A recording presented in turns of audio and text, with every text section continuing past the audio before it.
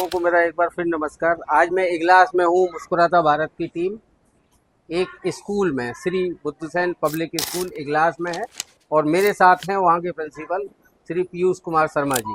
Sir, आपका मुस्कुराता Bharat team के इस शो में बहुत बहुत स्वागत है। एक इंटीरियर से शुरू किया हुआ सफ़र, एक गांव के स्कूल से पढ़ के शुरू किया हुआ सफ़र और आज Shri master Buddhasen public school के प्रिंसिपल के रूप में कैसा रहा ये सफ़र? अगर इस सफ़र के बारे में मैं आपसे पूछूं तो आप क्या बोलेंगे? ये सब तो यही कहना चाहूँगा कि आज से 25 वर्ष पूर्व जी। आज से ये 25 वर्ष पूर्व मैंने यहाँ शुरुआत की और मैं एज ए फाउंडर प्रिंसिपल यहाँ काम करने का मुझे मौका मिला। तो मैंने बहुत सारी चीज़ों को देखा। ग्रामीण क्षेत्र में हम हैं जी। और आज से 25 साल पहले तो ये बहुत ज़्यादा ही ग्रामीण क्षेत्र की स्थिति में था। जी। बच्चों को किस प्रकार से विद्यालय तक लाना और उन्हें स्कूल के अकॉर्डिंग शिक्षा देना, ये एक चैलेंजिंग वर्क था उस समय।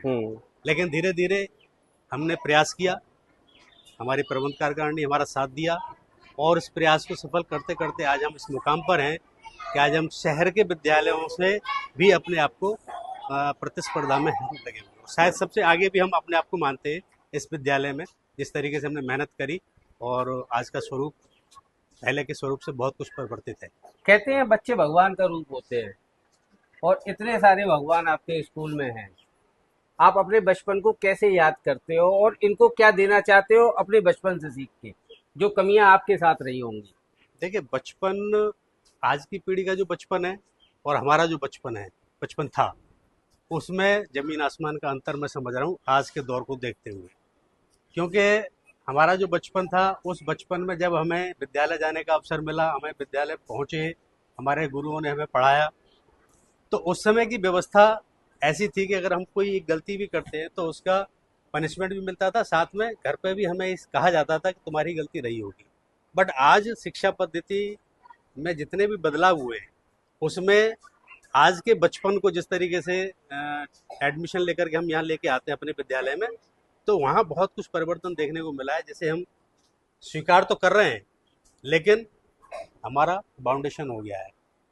उनका बचपन आज घेरा हुआ है चारों तरफ से बंदिशों से, क्या हम इसको ये नहीं कर सकते, वो नहीं कर सकते। तो हमें आज बहुत कठिनाई महसूस होती है आज के बच्चों को शिक्षा देने में कि हमें उनको अनुशासन में रखने के लिए थोड़ा सा भी अगर सख्ती करते हैं तो वो हमारे ऊपर एक अलग से भार है कि आप ऐसा नहीं कर सकते। तो बचपन में थोड़ा सा अंतर तो है, लेकिन आज जो बचपन है वो नई पीढ़ी का बचपन है। हमने नई पीढ़ी उस समय जो अपने आप को तैयार किया था नई पीढ़ी के लिए, आज नई पीढ़ी बन करके आई है, लेकिन इसको हमें तैयार करने का सौभाग्य मिल रहा है। तो मैं समझता हूँ कि बचपन में जो भी हमें मिला और आज हम उसको बच्चों को दे रहे हैं जो हमारे पास है।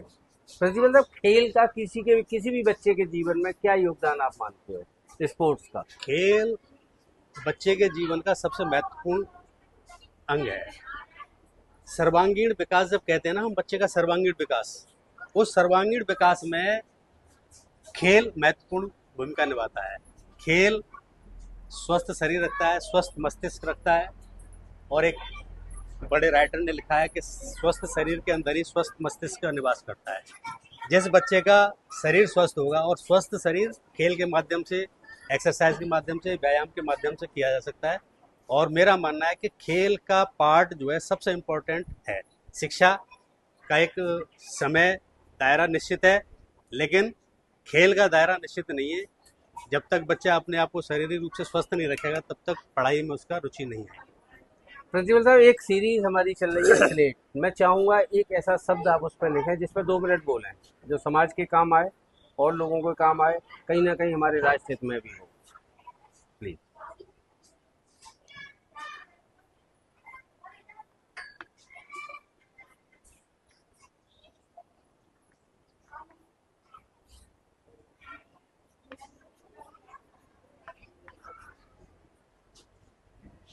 मोबाइल क्या है? मोबाइल आज के समय का सबसे महत्वपूर्ण जरूरत का सामान है। लेकिन जिस प्रकार से हम देख रहे हैं पिछले कई सालों से, जब से ये मोबाइल का आधुनिकरण हुआ है, जब से मोबाइल को सोशल मीडिया के रूप में, प्लेटफॉर्म के रूप में जाना जाने लगा है, तब से बच्चों ने इसे पुस्तकों से ज़्यादा आत्मसात कर लिया है अपने आप में। और ये जो बच्चों ने मोबाइल को आत्मसात किया है, ये हमारी शिक्षा पद्धति के लिए, हमारे समाज के लिए सबसे खतरनाक है। हालांकि मैं मानता हूँ कि हाईटेक जब टेक्नोलॉजी सामने आती है तो उसके लाभ मिलते हैं, लेकिन इस टेक्नोलॉजी के पीछे के छिपे हुए जो राज हैं, जो पीछे छिपा हुआ गंदा चेहरा है, वो बच्चे को बहुत प्रभावित कर रहा है। तो मेरा तो मानना ये है कि मोबाइल को जितना दूर अपने बच्चों से रखा जाए, कोई भी विद्यालय हो चाहे घर के बच्चे हों, उनसे अगर दूर रखा जाएगा तो निश्चित रूप से हम बच्चों को बिगड़ने से बचा सकते हैं। और एक दूसरे रास्ते पर जो चकाचौंध वाला रास्ता है, जहाँ रास्ता मिलता है लेकिन मंजिल नहीं मिलती, लेकिन एक तरफ जो कठिन रास्ता है बिना मोबाइल वाला, वहाँ जाओगे ठोकरें लगेंगी लेकिन मंजिल निश्चित रूप से मिलेगी। तो मेरा मानना है कि मोबाइल का इस्तेमाल, मैं आगे वाली पीढ़ी से कहना चाहता हूँ, सभी अभिभावकों से कहना चाहता हूँ कि मोबाइल का इस्तेमाल जितना कम बच्चों से कराएं उतना ज़्यादा अच्छा। अंत में एक क्वेश्चन बहुत सूक्ष्म में जवाब देना। जी प्रिंसिपल के तौर पर आप एक गार्जियन भी हो, जी। क्या आपको लगता है आपका कोई एक ऐसा बच्चा जो बहुत चमका हो, पढ़ाई में चमका हो, खेल में चमका हो, इस विद्यालय से निकल के कहीं अच्छे विद्यालय में गया हो या किसी अच्छे एजुकेशन में गया हो, यूनिवर्सिटी में गया हो, तो एक माँ जो होती है उसके अगर 3 बच्चे हैं तो कहते हैं कि कहीं ना कहीं अंतर होता है, तो कहीं आपको लगता है कि उन बच्चों में अंतर आता है? देखिए, बच्चों का अंतर माँ तो कभी नहीं करती है। ये अंतर तो पहले से ही बच्चे लेकर पैदा होते हैं। किसी का मानसिक स्तर कुछ इस तरह का होता है, किसी का कुछ इस तरह का होता है, लेकिन माँ के लिए सभी बच्चे बराबर होते हैं। हमारे विद्यालय के बच्चे निश्चित रूप से बहुत आगे चले गए हैं, इंजीनियर भी हैं, पुलिस सेवा में भी हैं और साइंटिस्ट भी हैं।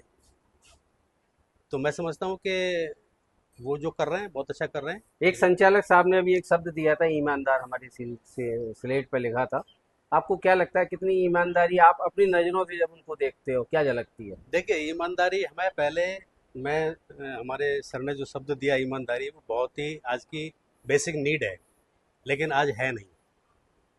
बेसिक नीड है बट आज के परिप्रेक्ष्य में वो ईमानदारी शब्द खोता जा रहा है।